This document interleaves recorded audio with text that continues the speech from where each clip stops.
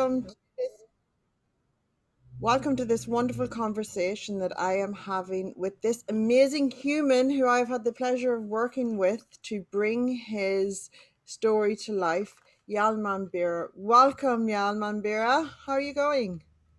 I'm well, my friend. How are you? I am really good. I was really excited about our conversation. It's not often we get you online to have conversations, especially about your new book. Can you hold us up there for us? There we go, guys. Do you recognize that picture on the front of that cover? I was fascinated by you, and we'll talk about your story in a moment. But your book is your name. So can you tell us about your name and how you had the honor of acquiring that? YALMAMBIRRA means to speak, teach. Yeah. That was given to me by a senior Wiradjuri elder. I'm a Wiradjuri man. Um, when I discovered that, when my mother told me that my father was a stolen child and that her first two children were stolen, I didn't want anything to do with a white fella's name. Hmm. And so I went to my senior Wiradjuri elder and told him what I had in mind. And he said that I had to go and talk to all members of my family, let them know what it was that I wanted to do, which was to change my name to a Wiradjuri name. Yeah. He gave me this name. He didn't tell me what name he chose. He waited until I'd spoken to all the family members. And when I came back and told him that I'd done that, he gave me this name. But it was also before I became a lecturer Wow. at Charles Sturt University. So he had a premonition that I was going to be a teacher. He had a vision, didn't he? That is amazing because He, I was going to ask you, you are a teacher in your very being. It's just at the core of you, you teach all the time. Can you share with us a little bit about that? And it's just natural to you, isn't it, teaching? I don't know if it's natural. No. Um, I love teaching. I do. I love teaching. Yeah. And I went to uni in 1996 and became a lecturer in 1997 Yeah. whilst I was still a student. And I got a little bit better at it as I went. Yeah. And I ended up being a lecturer for 18 years. So, and I loved it. I loved every class that I gave, and I loved the interaction with the students. It was really cool. It was good. Yeah.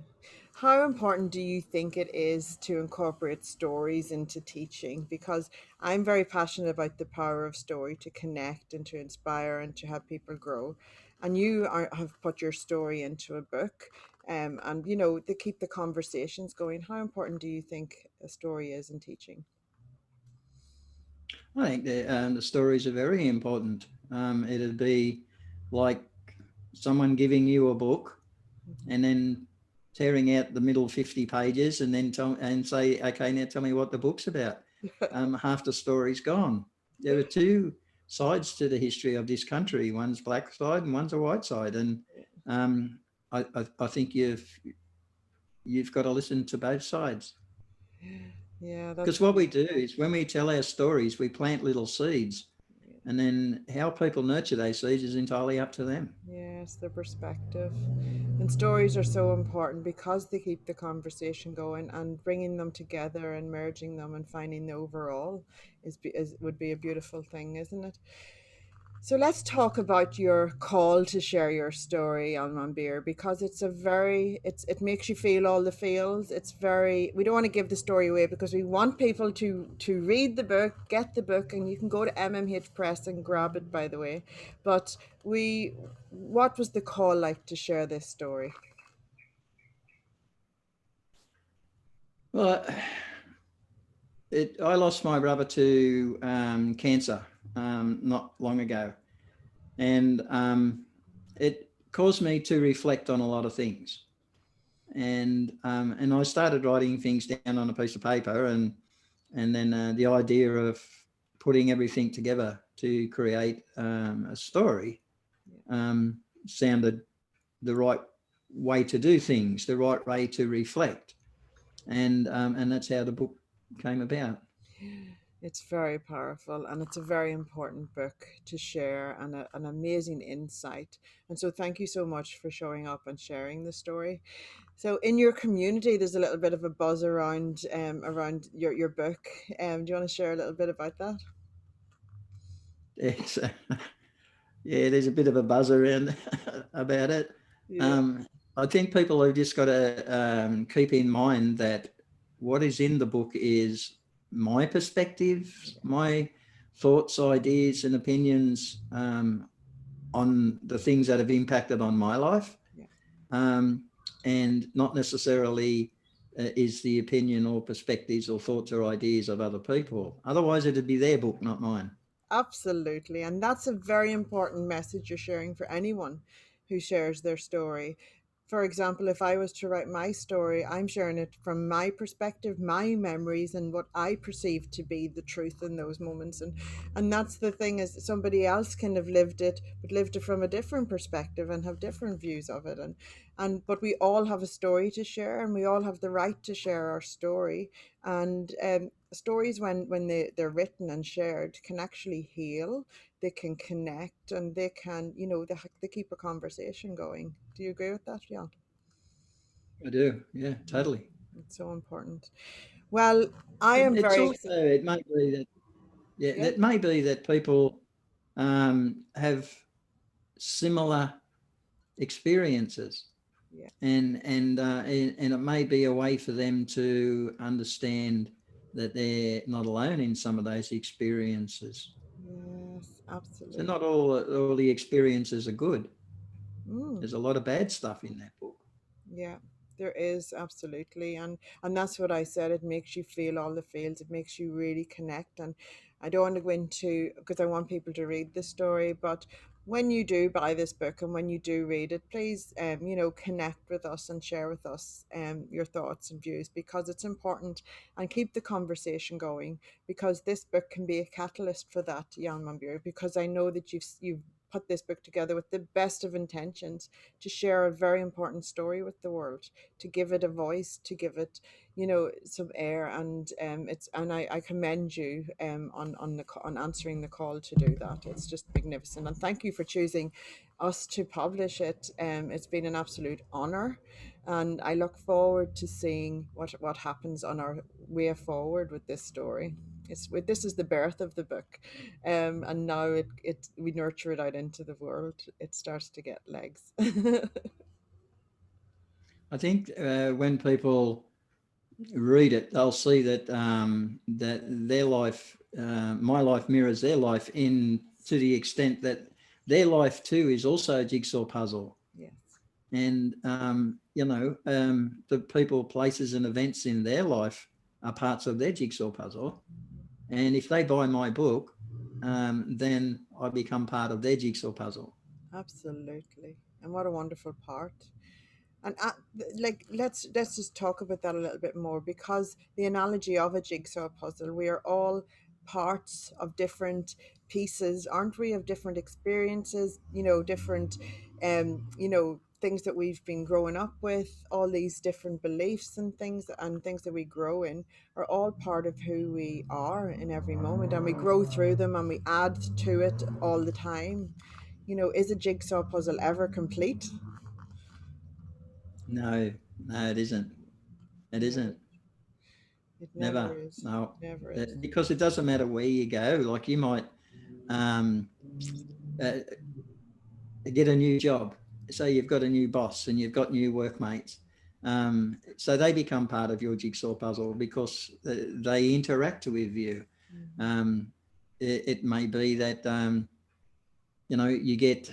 you meet somebody and you fall in love and you get married, and so her family becomes part of your jigsaw puzzle, and her aunties and uncles and nieces and nephews and brothers and sisters, they all become part of your jigsaw puzzle, but you become part of their jigsaw puzzle as well. Absolutely. And not everybody sees the same things, and that's why everybody's jigsaw puzzle is just as interesting as the next person's. It's fascinating. Every jigsaw is unique. It absolutely is. And before we go, I just want you to share the little story about this amazing painting behind you, because I think, you know, the teacher in you came out in this beautiful illustrative art behind you. Yeah, the artwork behind me is a little bit bigger than what you see on the screen, Mm. but it is a canvas that has children's handprints on there. When I was teaching for the School of Early Childhood at Charles Sturt University, I put I had an idea that I would like my students to interact with other students, with children, and in a cultural way, culturally appropriate way. And so I split the 60 odd students up into different groups and gave them certain activities that I wanted them to do in a culturally appropriate way, and then present those to school children in a setting.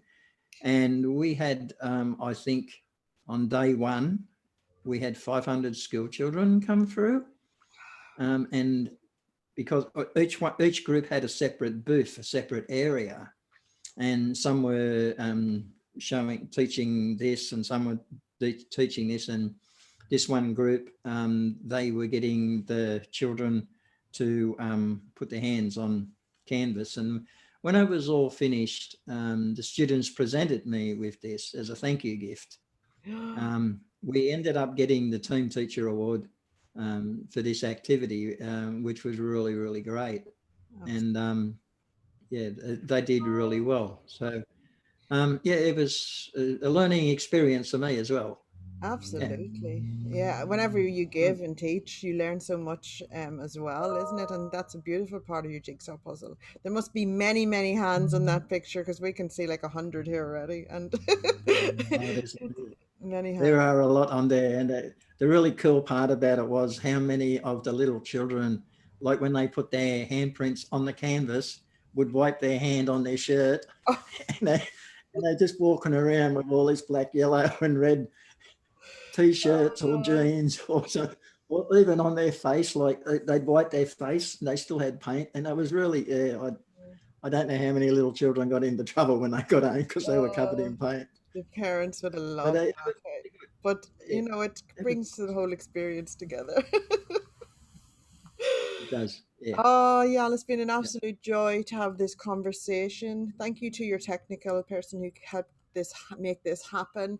And I'm sure we're going to have many conversations over the next few weeks and months when this book's filtering out into the world. So, guys, watch this space. This is an amazing man doing amazing things and genuinely showing up to share an amazing story with the world. So let's keep the conversation going. And thank you so much, yeah. It's been an absolute honor. Well, I thank you for taking me on for a start. And I'd also like to thank the lovely lady Kat, my technical advisor, because I am absolutely hopeless at technology, and she played a big part in getting this book out there. And She yeah, did. She did. She's amazing. So huge kudos to Kat for making this happen. And you know, this book had to be shared. It called very loud. And so it's like, yes, we're here. It's filtering out into the world. And yeah, let's see where it goes. But thank you so much for joining me today. Yal, I really appreciate it. And yeah, we'll chat again soon. we will. Thanks a lot, Karen. Bye everyone. Bye, Kat.